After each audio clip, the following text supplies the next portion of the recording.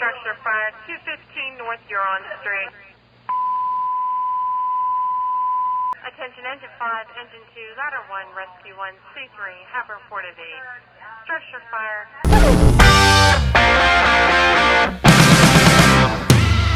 When I make it, I'll be on time. Gonna take what I want and give you a piece of my mind. Your black horse won't be around just to see me fall down.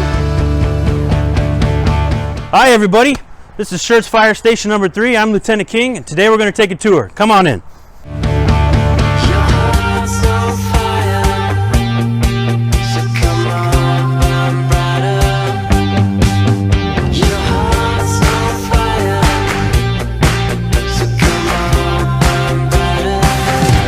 Alright, this is our alarm room where the call comes in and we keep our radios. We also have computers in here because we're always going to school, just like you.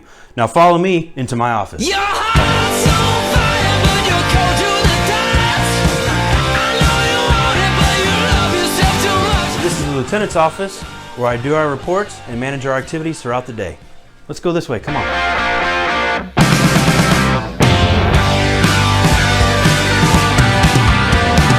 This is the day room where we check on the weather and watch the news. And this is the kitchen, the most important room in the firehouse. And while we're here in the kitchen, why don't we talk about fire safety?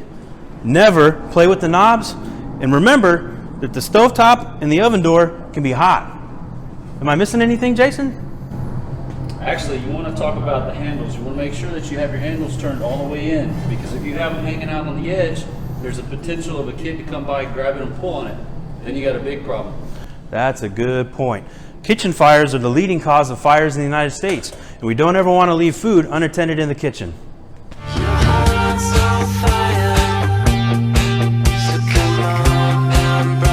This is the dorm area. Firefighters work 2 days on and 4 days off.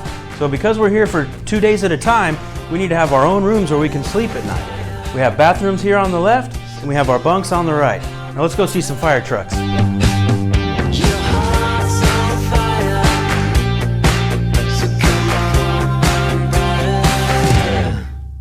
Your heart's on fire, but you're cold to the touch.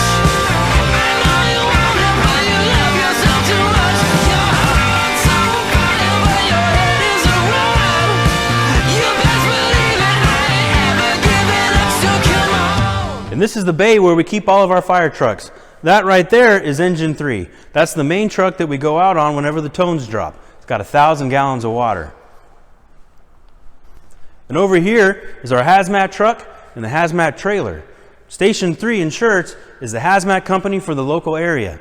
And I never ever imagined just how much about science I would have to know being a firefighter. To my right is our brush truck. It's got 300 gallons of water and it responds to grass fires and wildland calls. On the other side of the brush truck there is our backup fire truck. And now let's take a look at some of the interesting tools on the fire truck. This is fire apparatus operator Jason Timrock. Jason, why don't you show him around? Let's do it.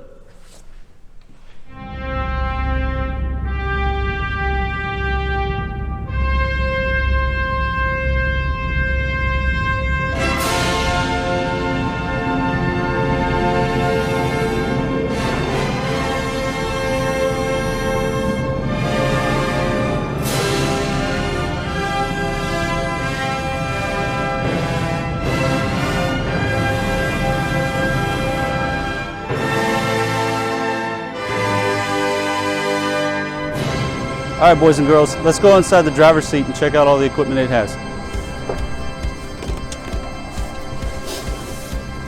Okay, the driver's seat is one of the most important seats. It gets us from point A to point B. It has a lot of capabilities and a lot of controls that are at the fingertips of the driver.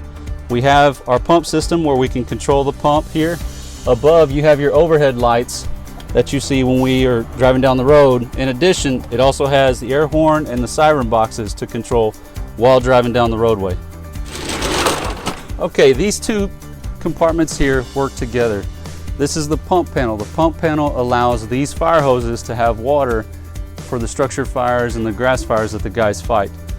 When you look at these valves, they're very similar to the ones that you have at home. Your kitchen sinks, your bathroom sinks, except these valves will flow a lot more water. If you look a little further up, there's a screen here. This screen allows us, with a camera on top of the engine, to have a bird's eye view, 360 view of the entire area. In the event something is going on that side, the operator that's here can work with these valves. Slide on down, we also have additional controls for pieces of equipment that are up on top. This one works a light stick that's up there for night operations. This remote here gives us operation of our large deck gun, which flows a lot more water than what our little fire hoses do here.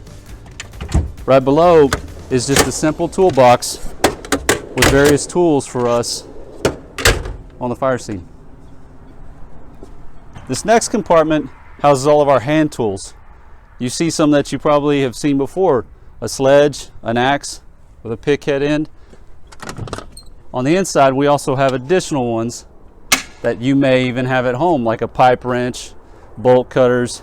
All of these tools are used on the fire ground, and they can be used at any other type of incident that may not allow us to use regular power tools.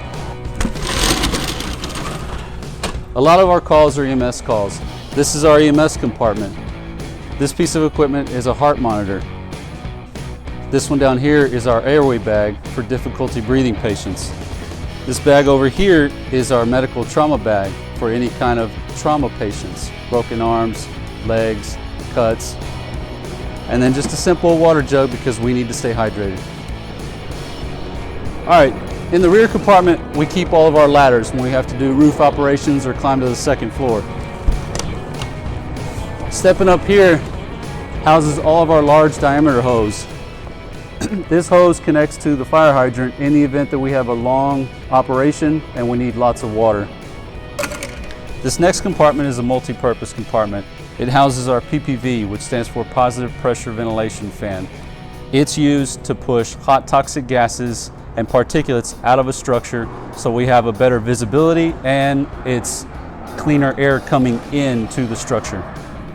Right beside it is a portable generator. It allows us to get away from the truck and have a power source for our light kits when working on scenes. This compartment here is our Rapid Intervention Team compartment. It houses equipment that if we have a downed firefighter in a structure, this team deploys with this. It has an additional bottle, air hose, and a regulator with a mask in the event that they have a problem with their equipment.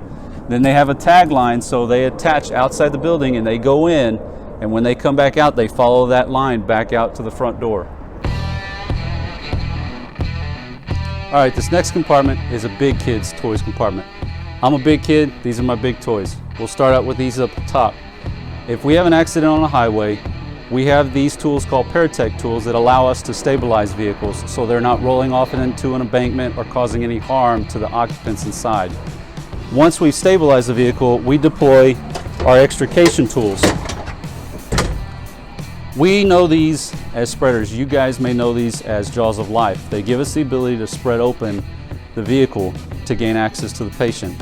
If we need more assistance, we use our cutters. Our cutters have the ability to cut through the metal so we can gain more access. If we need additional equipment, we have our rams, a short ram and a long ram.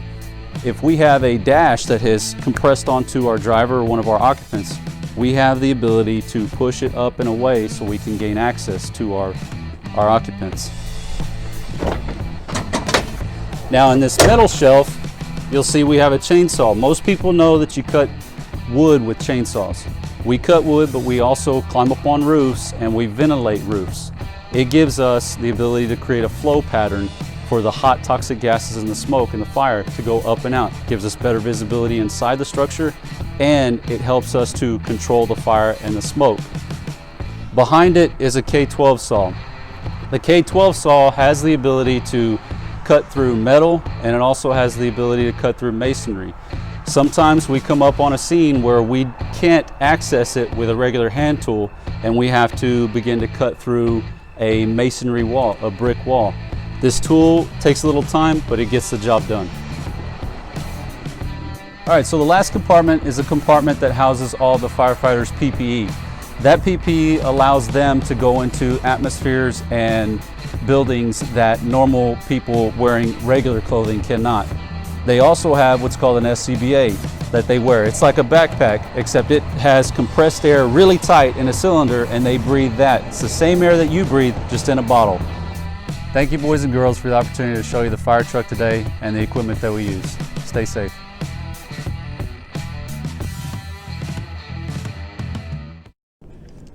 So everybody knows about Sparky, right? Well, firefighter Kellum is going to tell us about how Sparky joined the fire service. Thanks, Lieutenant. My name is Dana Kellum, and I'm with Schertz Fire, and I'm going to tell you the story of how Sparky joined the fire service. A long time ago, a little Dalmatian puppy sat outside the school. The puppy loved watching the children. He wanted to play with the children, but he was very shy. One day, the puppy followed the children home from school. He curled up under a tree to take a nap. Suddenly, he woke up. He could smell smoke. When he looked up, he saw that the children's house was on fire. The puppy knew he needed to get help. He ran down the street to the fire station, barking all the way. The puppy saw the firefighters jump into their truck and leave. He tried to run behind them, but his little legs could not keep up. When he got back to the house, he looked all around for the children. He was very worried. After the fire was out, the firefighters noticed the puppy under the tree.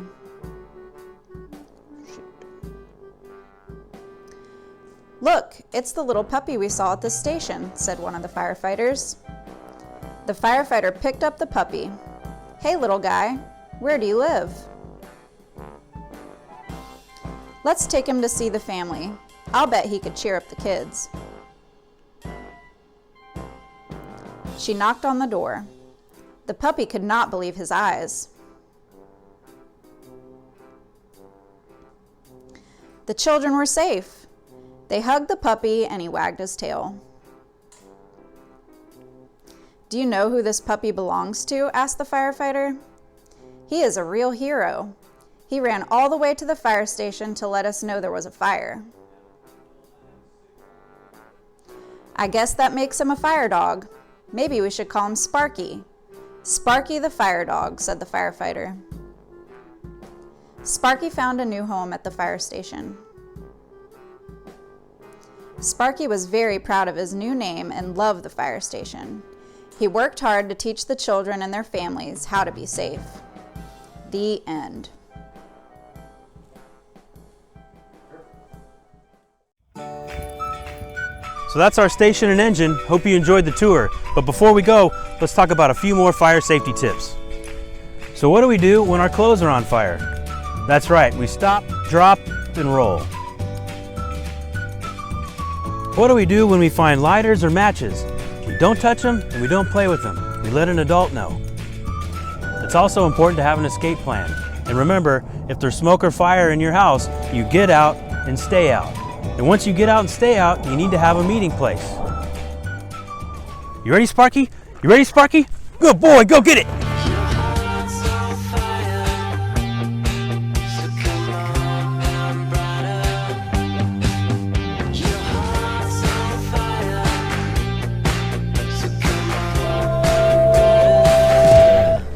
Station FZ. Oh, looks like we gotta go.